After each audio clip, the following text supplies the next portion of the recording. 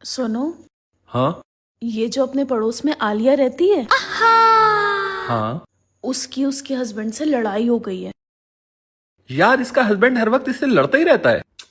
तो उसके हस्बैंड की कॉल मेरे पास आई थी। क्या कह रहा था तुमसे? कह रहा था, भाभी जी मुझे तो लव लेटर लिखना नहीं आता है, तो क्या आप मेरी तरफ से मेरी बीवी को एक लव लेटर लिख देंगी जिससे उसका गुस्सा ठंडा हो जाए और वो मान जाए। फिर तुमने क्या कहा? मैंने तो जल्दबाजी में हाँ कर दी, पर तुम्हें तो पता है मुझे लव लेटर कहाँ लिखने आते हैं। पर मैंने सुना है तुम इन चीजों में बहुत माहिर हो। तो क्या तुम आलिया को एक लव लेटर लिख दोगे?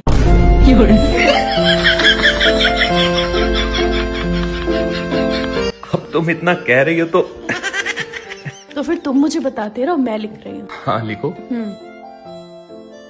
मेरी प्यारी आलिया।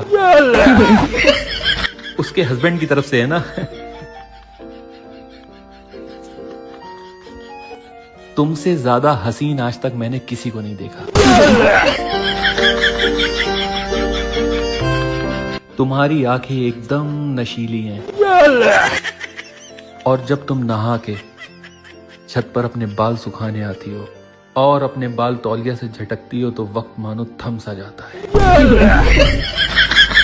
वो लड़कियों को इम्प्रेस करने के लिए बोलना पड़ता है। लिखो लिखो।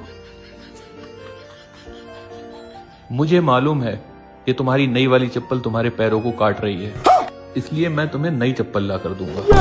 एक मिनट, लेकिन तुम्हें कैसे पता कि उसकी नई वाली चप्पल उसके पैरों को काट रही है? वो मैंने कल उसे घर से निकलते हुए देखा था, तो बेचारी लंगड़ा के चल रही थी, तो मैं समझ गया उसकी चप्पल उसे काट रही है। और उससे पड़ोसी का खर्चा भी हो जाएगा। मुझे पता है कि तुम्हें गेंदे के फूलों से एलर्जी है, इसलिए मैं तुम्हें गुलाब के फूल भेजूंगा।